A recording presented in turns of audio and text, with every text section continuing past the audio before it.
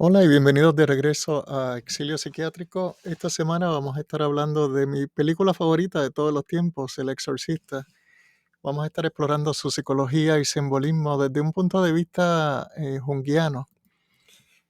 Y para empezar, vamos a hacer explícita la tesis de la interpretación. Eh, Va más o menos de esta forma. La película representa el viaje del héroe, del protagonista, el padre Carras. Eh, en este personaje es que vamos a estar centrando el análisis esta semana. En el futuro vamos a hacer otro video acerca de el personaje de Reagan.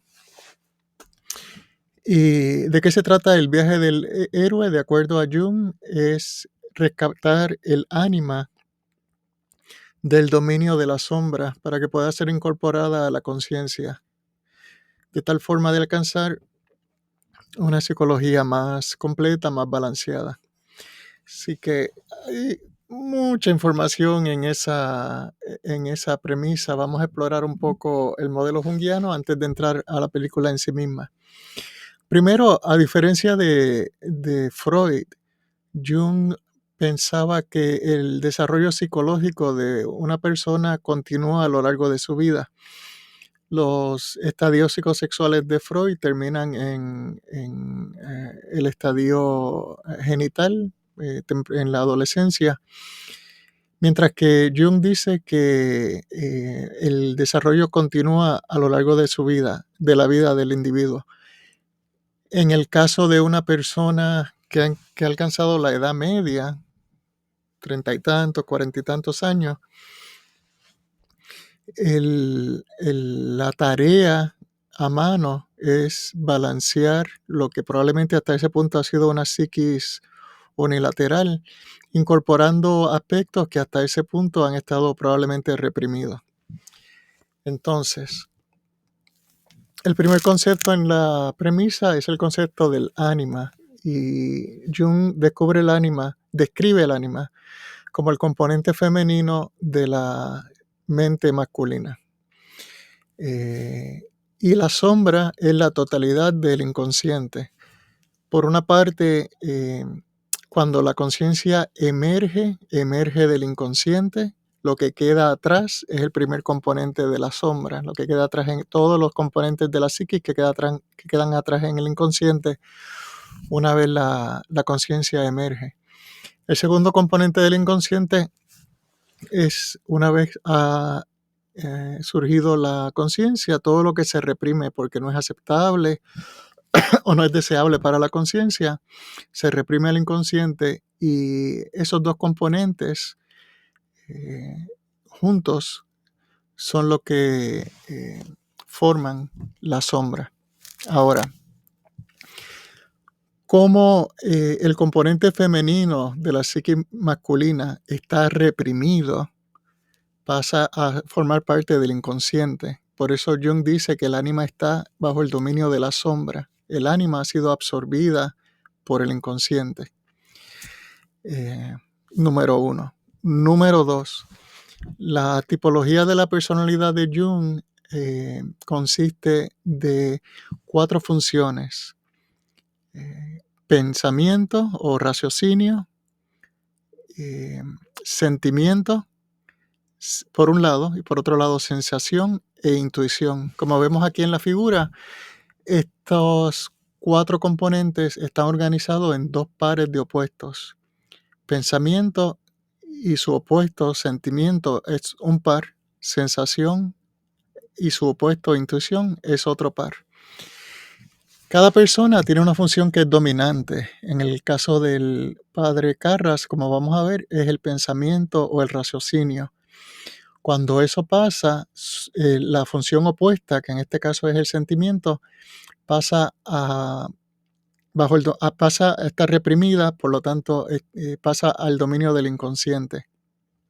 La función dominante es consciente, la función reprimida es inconsciente, y las otras 2 funciones, que en este caso serían sensación e intuición, son funciones auxiliares que son parcialmente conscientes y parcialmente inconscientes. Entonces, en un caso como el de Carras, que es una persona que es un hombre que está en el middle age, en la edad media, su función dominante es el pensamiento, su función indiferenciada es el sentimiento. El sentimiento entonces se reprime. Al reprimirse, se asocia con el ánima y tanto ese conglomerado de ánima y función indiferenciada, que en este caso es sentimiento, están formando parte ahora de la sombra, que es la totalidad del inconsciente. Ahora entremos a la película en sí misma. Jung decía que el propósito del mito es la reconciliación de opuestos. Esto también fue una idea que más tarde fue desarrollada por Levi Strauss. Eh, Jung decía que esto sucede porque una vez la conciencia emerge del inconsciente, hay una hay un ímpetu, hay un movimiento hay un anhelo de la conciencia a reconectarse con el inconsciente para formar una totalidad. Y eso sucede porque originalmente, antes de emerger la conciencia, en la vida no hay conflicto, no hay yo, no hay otro, no hay opuestos, es todo una totalidad armoniosa. No hay conflicto dentro de la misma persona. Una vez emerge la conciencia, ese estadio, digamos, paradisiaco, psicológicamente equivalente al jardín del Edén, se anhela, se extraña, se desea volver hacia atrás. Y la única forma de hacerlo es uniendo el consciente con el inconsciente para formar una totalidad, que fue que es a la que Jung le llama el self.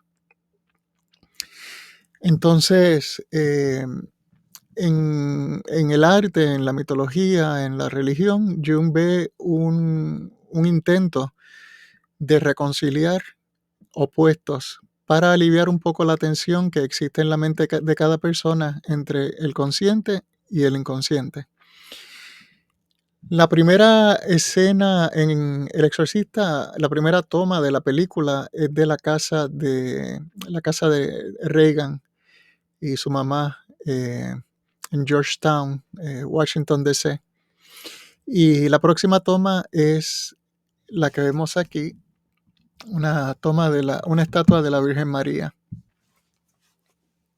Y la Virgen María, en general, y en la estatua que nos presenta la película, presenta unas asociaciones de pureza, de asexualidad, de feminidad, de maternidad, y una maternidad que en sí misma es una reconciliación de opuestos, porque es una virgen embarazada. La virgen embarazada, el nacimiento virginal, son todos símbolos que reconcilian opuestos.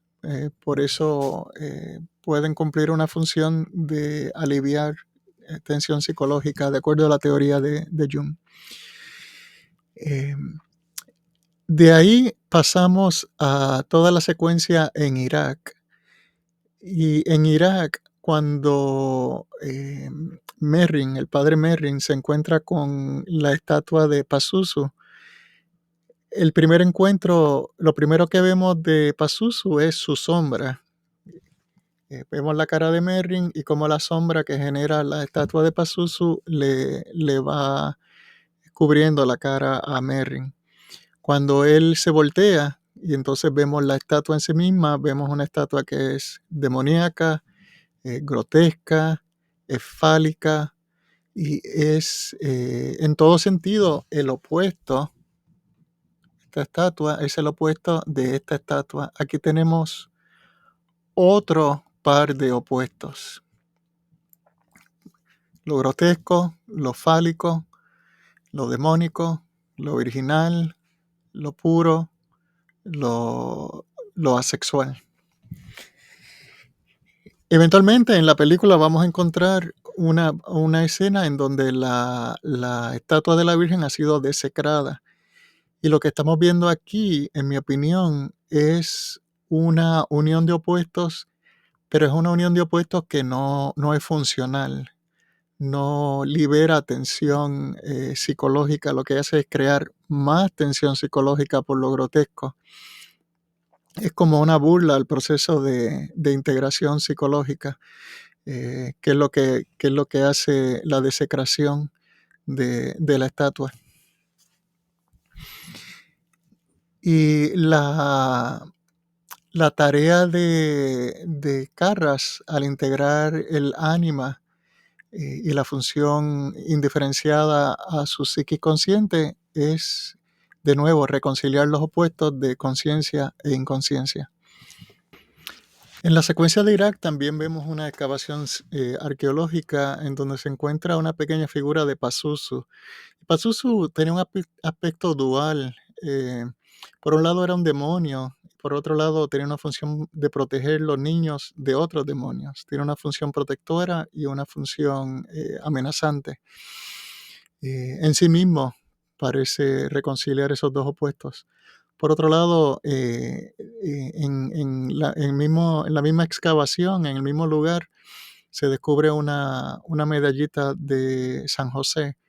Es una medalla cristiana y aquí vemos la contraposición de lo pagano, lo cristiano y de San Joseph por un lado, San José por un lado como protector del niño Jesús, eh, eh, también compartiendo esa función con Pazuzu. Merrin hace el comentario, esto se supone que no sé, ¿por qué hace esta medallita aquí? Esto no hace sentido. Y es porque, en mi opinión, la pregunta importante al respecto no es cómo llegó la medalla ahí, como cuando vemos la película, la pregunta correcta es qué significa que la medalla esté ahí junto con la figura de Pazuzu. Y en mi opinión es esa contraposición de opuestos que se busca reconciliar como parte de la función mitológica de la película. Y por último, con respecto a este primer segmento explorando la secuencia de Irak, es que Irak, como el lugar donde surge la civilización, las primeras grandes ciudades, sirve como símbolo de la emergencia del consciente, la conciencia de la inconsciencia. La vida desorganizada, la vida precivilizada, representando el inconsciente, y la vida organizada de la ciudad como producto de raciocinio humano, representando la conciencia.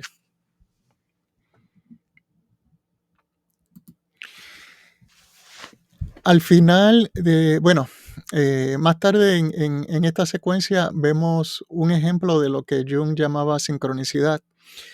Y es el momento en que Merrin está examinando la medallita de San José y la figura de Pazuzu que encontró en la excavación.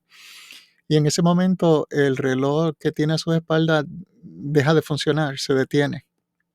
Y para mí, una sincronicidad, de acuerdo a Jung, es una conexión no causal entre dos eventos. El evento A y el evento B coinciden en el tiempo, pero su conexión no es causal, su conexión es significativa. O sea, el vínculo entre A y B es el significado que los une.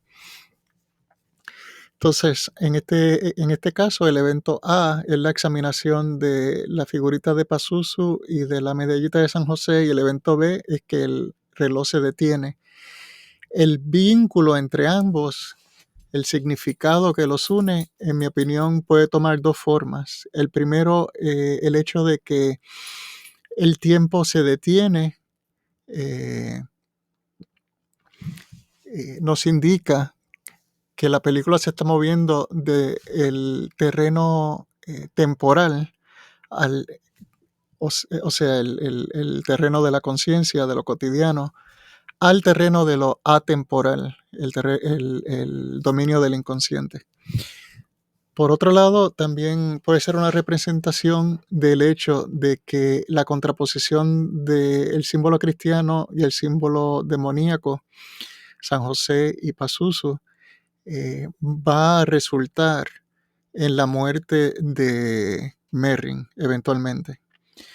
Y entonces el que el reloj se detenga es simbólico de que se le ha acabado el tiempo a Merrin. Esta batalla entre los dos elementos que él tiene en sus manos va a resultar en su muerte. O sea, se le ha acabado el tiempo, el reloj se detiene. Ahora comencemos la exploración del padre Carras, que va a llevar la mayor parte de esta presentación.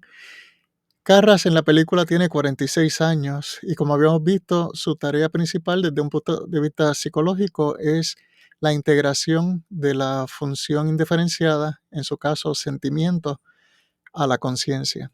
La función indiferenciada ha sido reprimida, está en el inconsciente, se ha asociado con el ánima, el componente femenino de la psiquis masculina de la psiquis de Carras, que es masculina. Y entonces él tiene que rescatar el ánima y la función asociada de las garras de la sombra. La sombra siendo la totalidad del inconsciente. Carras es un psiquiatra, pero mucho de lo que hace en el día a día envuelve más bien lidiar con crisis de fe y la pérdida de fe de otros sacerdotes. Y también muy importante es que Carras está pasando por su propia crisis de fe. El pensamiento, el raciocinio, como su función dominante, ha estado demasiado tiempo sin retar y eso ha creado una psiquis desbalanceada desde un punto de vista psicológico que la película lo representa simbólicamente como la pérdida de fe. Lo lógico, lo racional, no ha sido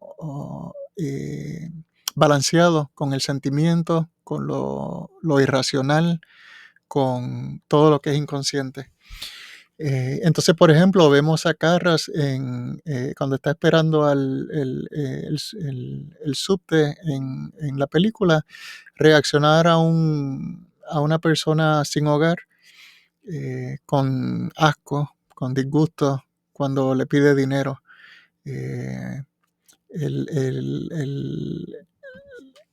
Carras ha perdido parte de su capacidad de empatizar y desarrollar afecto positivo por parte de la humanidad. Aparentemente, un componente de esa parte es las personas que están en condiciones desprovistas o deplorables socialmente. Y como habíamos visto, Carras va a tener que rescatar el ánima de la sombra. Y en términos de Carras, el primer encuentro que tenemos en la película con una figura que simboliza o representa su ánima es el personaje de su mamá. Su mamá vive en condiciones decrépitas, abandonada sola en un vecindario que se está cayendo en pedazos.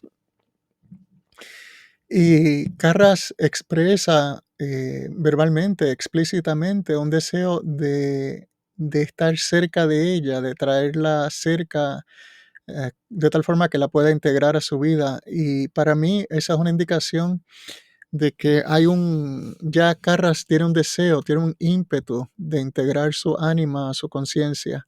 Esto es lo que simboliza integrar a su madre a su vida cotidiana, en vez de que viva decrépita y abandonada en un vecindario como su ánima que ha sido abandonada al dominio del inconsciente o la sombra. La madre de Carras tiene una crisis de salud y Carras se siente culpable por la crisis de salud de su madre. Eventualmente ella muere sola y su cuerpo no se descubre hasta que ya ha empezado a descomponerse. Esto simboliza, en mi opinión, que a pesar de que Carras había verbalizado su deseo consciente de integrar su madre a su vida, él está abordando este problema puramente con el ejercicio de su razón, que es lo que ha dominado su psicología. Cuando él enfrenta un problema, lo enfrenta de una manera puramente racional. Y este tipo de abordamiento unilateral es insuficiente para solucionar un problema que en verdad requiere la totalidad de su ser, la totalidad de su psicología. Es el problema de rebalancear su psiquis. Y no es hasta que Carras más tarde tiene un encuentro con eventos sobrenaturales que eventualmente él puede lograr esa tarea de rebalancear su psiquis, aunque es al costo más alto, que es el costo de su propia vida. Y más tarde vemos en la película un sueño muy impresionante, una secuencia que empieza con un perro negro amenazante. De ahí pasamos a ver la cara de la madre de Carras y más tarde vemos un reloj de péndulo en movimiento. Para mí esa primera secuencia del sueño simboliza la muerte de la madre, que de nuevo la secuencia sobrepone el tiempo, la madre y el perro negro amenazante, simbolizando las tres cosas en combinación, que la muerte va a arrebatarle, está a punto de arrebatarle a Carras a su madre, de nuevo a terminar su tiempo en la tierra. La madre sale de la estación de tren, de subte. Carras ve a su madre y trata de llamar su atención y le grita, pero ella no puede escucharlo. La madre empieza a llorar y a rogar y Carras corre hacia ella, pero no puede alcanzarla. Y entonces ella entra de nuevo a la estación de subte. Esto para mí es simbólico de que el ánima de Carras está en necesidad de salvación, de rescate, pero él no puede alcanzarla. Y sus esfuerzos, que están basados puramente en el poder de su voluntad, de su conciencia y en su razón, son en vano, por lo cual ella se vuelve a la entrada del subte, que significa regresar a las garras de la sombra del inconsciente. El sueño finaliza con la medalla cayendo al suelo, que para mí significa que el destino de Carras ha sido sellado. Eventualmente no va a poder escapar su muerte. Va a ser la única forma de rebalancear su psiquis, va a ser a costo de su propia vida, por esta obstinación de depender casi exclusivamente de su razón para todos los problemas o situaciones que le presenta su psicología. La escena inmediatamente después del sueño es la transubstanciación o la conversión del pan en el cuerpo de Cristo y el vino en la sangre de Cristo, que es un sacramento que requiere el más alto grado de fe. Y aquí vemos que esto resalta que Carras, la crisis de fe por la que Carras está pasando, a la misma vez que introduce en la película otra reconciliación de opuestos, que es la encarnación de Dios, el pan como carne y el vino como sangre.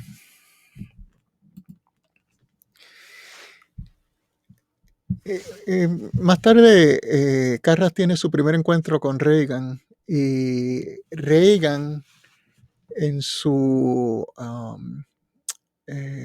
fase de poseída representa al ánima de Carras en posesión de la sombra. El ánima ha sido poseída por la sombra, por el inconsciente, de la misma forma que Reagan ha sido poseída por Pazuzu. También no solo Reagan ha sido poseída por Pazuzu, sino que Pazuzu le dice que la madre de Carras está allí dentro con ellos. O sea que de nuevo la superposición de Ánima representada por la madre de Carras y por Reagan, que ha sido poseída por Pazuzu. Eh, todo el encuentro con Reagan, todo el ritual del exorcismo, todo lo que Carras va a sufrir durante sus encuentros con Reagan, eventualmente van a llevar a la subjugación al debilitamiento de la función dominante. No es, como dije antes, no es sino hasta que Carras se encuentra con toda esta secuencia de eventos sobrenaturales que él puede debilitar en algo el dominio, el agarre que tiene la razón sobre la totalidad de su psicología. Pazuzu le dice a Carras, una de las cosas que le dice es: yo no soy nadie. Y esto, en mi opinión, representa que Pazuzu es un componente inconsciente, o Pazuzu representa el inconsciente, y son elementos que no han sido incorporados a la conciencia. En el estómago, en la piel, en el abdomen, en la piel del abdomen de Reagan, aparecen las palabras ayúdame, rescátame, que es de nuevo representativo de que el ánima requiere rescate y que Carras está en la posición del héroe cuya tarea es rescatar el ánima. Esto lo vemos también en mitos, en leyendas, en cuentos folclóricos, en donde el héroe tiene que rescatar a la doncella o a la princesa del dominio, digamos, de un monstruo, de un dragón. Entonces el dragón es el inconsciente, la doncella es el ánima y el héroe es la psicología masculina, que tiene que tratar de rebalancearse, incorporando el ánima a su psiquis. Pero aún después del primer encuentro con Reagan, Carras no está listo para renunciar al dominio de la conciencia. Todavía él no está convencido, cuando presenta el caso del exorcismo, él no está convencido de que el exorcismo es real. Él está convencido de que cumple el criterio que exige la iglesia, pero no está convencido todavía de que está confrontando algo sobrenatural. Todavía la razón tiene pleno dominio sobre su psiquis. Y aquí es donde entra Merrin, que cumple el propósito del arquetipo del anciano sabio, lo que Jung llamaba the wise old man. Y la función del anciano sabio es guiar al héroe en su tarea, ofreciéndole ejemplo, ofreciéndole consejo, ofreciéndole aliento. Y en películas clásicas vemos que este arquetipo está representado en figuras como Gandalf en el caso del Señor de los Anillos y Obi-Wan Kenobi en el caso de la Guerra de las Galaxias. Son dos ejemplos de personajes clásicos, de películas clásicas que cumplen el mismo arquetipo que el padre Merrin en El Exorcista. Entonces Merrin es quien le va a enseñar a Carras que hay otras formas de lidiar con la realidad, de interpelar a la realidad, de relacionarse con el mundo, además de la razón pura. Cosas como la intuición y como el sentimiento. Cuando Carras, por ejemplo, trata de darle a Merrin la información del caso, Merrin le dice no es necesario. Cuando Carras dice que hay 3 personalidades dentro de Reagan, Merrin responde solo hay una. Merrin, aparte de su experiencia anterior, está abordando la situación con intuición, mientras que Carras ha estado abordando la situación puramente con su razón. En el exorcismo en sí mismo, durante el exorcismo, Carras sufre un asalto constante y continuo a la razón, con una secuencia de eventos que le golpean en la cara y ya no puede negar, de levitación, de telepatía, de telequinesis, guerra espiritual, todo el buffet completo. Entonces, también durante el exorcismo vemos que la madre ocupa brevemente el lugar de Regan en la cama. Él mira la cama y en vez de ver a Regan ve a su mamá con una camisa de fuerza, enfatizando que Regan y la mamá cumplen la misma función psicológica en Carras como externalizaciones del ánima. Y ya después la primera ronda de exorcismo, Carras es un hombre cambiado, ha sido físicamente golpeado, moralmente humillado, intelectualmente derrotado. Su visión racional del mundo ha sido destrozada. Y en este punto, que es su punto más bajo en la película, corresponde a la noche oscura del alma en el viaje del héroe. También corresponde a rituales de iniciación. Y es este punto más bajo el que abre la posibilidad de transformación psicológica, donde ya las defensas se han agotado y entonces la persona está abierta a otras alternativas de relacionarse con lo que está pasando. Cuando Merrin muere, Carras, en un acto de desesperación, se identifica con la sombra. Y esto es vital porque la tarea, como dijimos antes, la tarea del hombre en la edad mediana es incorporar elementos de la sombra, por ejemplo, el ánima y la función indiferenciada, integrar eso a la conciencia. Eso es diferente a identificarse con la sombra. Y ese es el riesgo del proceso. Uno de los riesgos del proceso es que en vez de incorporar aspectos de la sombra a la conciencia degenere en identificarse con la sombra. Entonces, a esto fue que sucumbió Carras cuando Merrin murió. Y al identificarse con la sombra, básicamente lo que quería era que la sombra lo controlara. Por eso decía, tómame a mí, ven dentro de mí.